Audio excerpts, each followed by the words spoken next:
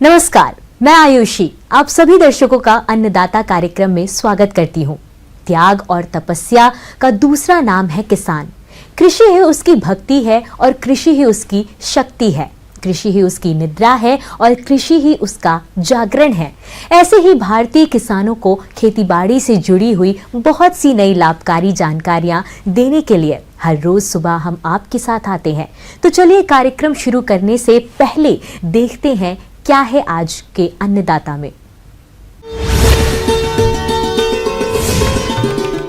पुराने मछली तालाबों को उपयोगी बनाएं, ज्यादा मुनाफा कमाएं।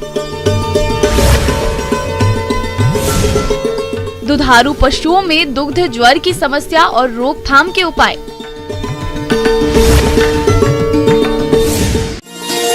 प्रदेश के जो किसान मछली पालन से जुड़े हैं, वो अभी अपने पुराने तालाबों को दुरुस्त कर फिर से उपयोगी बना सकते हैं, क्योंकि समय के साथ साथ तालाबों में वर्षा के जल के साथ मिट्टी बहकर इकट्ठा होती रहती है, जिससे तालाब की जल धारण कम हो जाती है। साथ ही मछलियों का आहार भी ठीक से नहीं बनता है।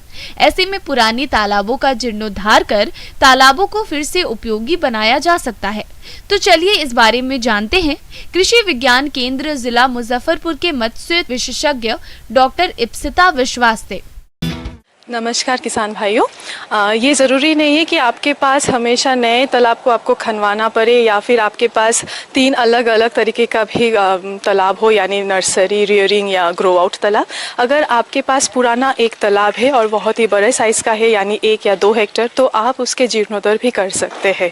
जीर्णोद्धार करने के लिए आपको पहले देखना है कि उस एरिया में जहाँ पर आपका तालाब है, वो एरिया में अगर पानी टिक रहा है कि नहीं, यानी वाटर सीपेज हो भी रहा है कि नहीं। अगर वाटर सीपेज नहीं हो रहा है, यानी 40% पानी हमेशा वहाँ पर टिकना चाहिए। तो इस हिसाब से आपको एक बार एक बांस के कोई भी एक किनारे में एक आप बांस रखे, उसमें मार्क करके आप देखिए कि पानी कितना दिन में वो उसका लेवल नीचे होता है।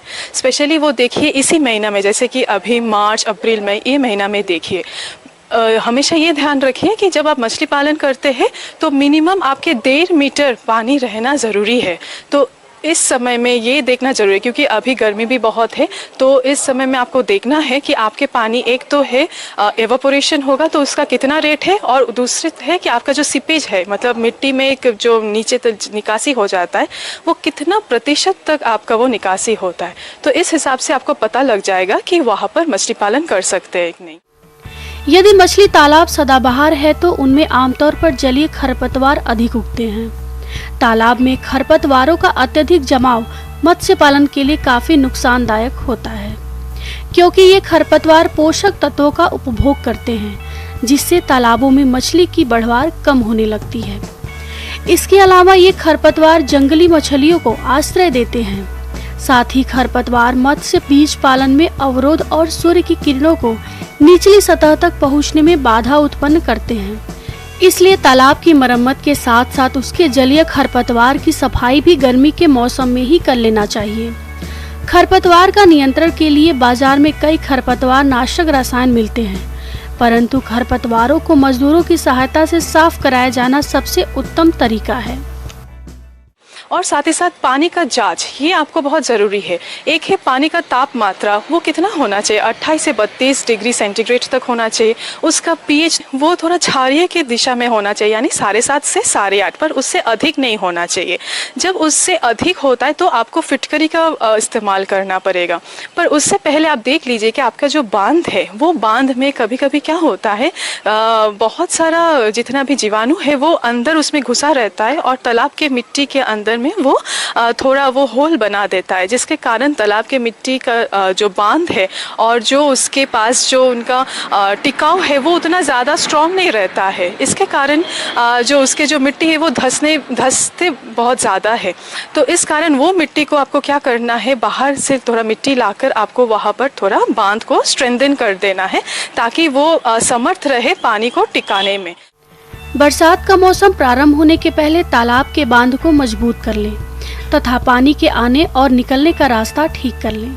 हमारे जिन किसानों के पास पुराने तालाब हैं और कई सालों से उसकी मरम्मत नहीं कराए हैं, तो तालाब की मरम्मत के लिए पहले आप तालाब से पूरी मछलियों को निकाल लें और तालाब का पानी पूरी तरह से सूखने के बाद 1 फीट मिट्टी निकलवा लें और उस मिट्टी से बांधों को मजबूत कर दें। उसके बाद तालाब में अच्छी तरह से धूप लगने दें और हो सके तो जुताई भी करवा दें। यह कार्य भी आप जून से पहले कर लें। और जो नीचे तली जो मिट्टी है वहाँ से 6 से 10 इंच मिट्टी आपको वो उठा लेना है। तो वो उठाने के बाद, क्योंकि वो बहुत ही उपयुक्त मिट्टी है खाद के हिसाब से, तो वो आप अपने खेती में डाल सकते हैं। और आप उसके नीचे जो है वो गोबर के लेप देने के बाद SSP और यूरिया भी डाल दीजिए। अगर आप प्रति कट्ठा के बारे में बात करें तो लगभग आपको गोबर या गोआ आप 125 किलो प्रति कट्ठा आप इस्तेमाल कीजिए। उसके साथ आप यूरिया का इस्तेमाल कीजिए 125 ग्राम प्रति कट्ठा, और आप इस्तेमाल कर सकते हैं सिंगल सुपर फॉस्फेट 190 ग्राम प्रति कट्ठा। ये तीनों जो रासायनिक उपकरण है वो तीनों को आप मिलाकर उसका 3 हिस्से में बांट दीजिए। पहला हिस्से जब आप मछली स्टॉक करेंगे, मतलब जब मछली इसको डालेंगे तालाब में, उससे आप 8-10 दिन पहले वो मिश्रण को आप दीजिए। देने के बाद 8-10 दिन के बाद आप मछली को स्टॉकिंग कीजिए। नया तालाब हो या पुराने तालाब, अब आपको तालाब में प्राकृतिक आहार तैयार करने के लिए खाद और चूने का प्रयोग करना है, जिसका सही समय जून का महीना होता है। 10 दिनों के बाद आप तालाब में पूरा पानी भर दीजिए, यानी 1.5 मीटर तक। इसके बाद आप मछली बीज तालाब में डालें। इस व्यवसाय से अधिक लाभ के लिए कार्प मछलियों की 3 या 6 प्रजातियों का पालन करें। स्टॉक करने के बाद आप देखिएगा कि 5 या 7 दिन का, क्योंकि आपका एक हिस्सा चला गया, 2 हिस्सा बच गया जो, तो वो हर 7वां दिन में आपको एक बार डालना है। इस हिसाब से आप देखिएगा कि आपका जो प्लैंकटन ग्रोथ है वो बहुत ही अच्छा हो सकता है। एक चीज़ हमेशा ध्यान रखिएगा कि जब आप मछली पालन कर रहे हैं और वो पुरातन तालाबों में मछली पालन कर रहे हैं, तो हमेशा ये सोच के कीजिए, क्योंकि आपको वहाँ से ज़्यादा मछली उत्पादन लेना है।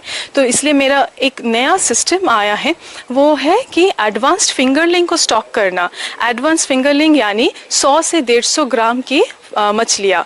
तो वो शायद थोड़ा महंगा पड़ सकता है, पर वो जल्दी विकास करने के लिए आपको 5 से 6 महीना में लगभग 1 किलो मछली हो जाएगा। तो जहाँ पर आपको 7-8 महीना में जहाँ आपको लगभग 3 से 4 टन मछली मिलता, वहाँ पर आपको 4 से 6 टन मछली मिलेगा, वो भी 2 टाइम में। तो ये आपके लिए बहुत ही सुविधा होगा। इस हिसाब से आप मछली पालन कर सकते हैं। ये थी कुछ उपयोगी जानकारियां। अब लेते हैं एक छोटा सा ब्रेक। जल्द लौटेंगे और जानेंगे आगे के कार्यक्रम में क्या है महत्वपूर्ण जानकारियां। बने रहिए हमारे साथ।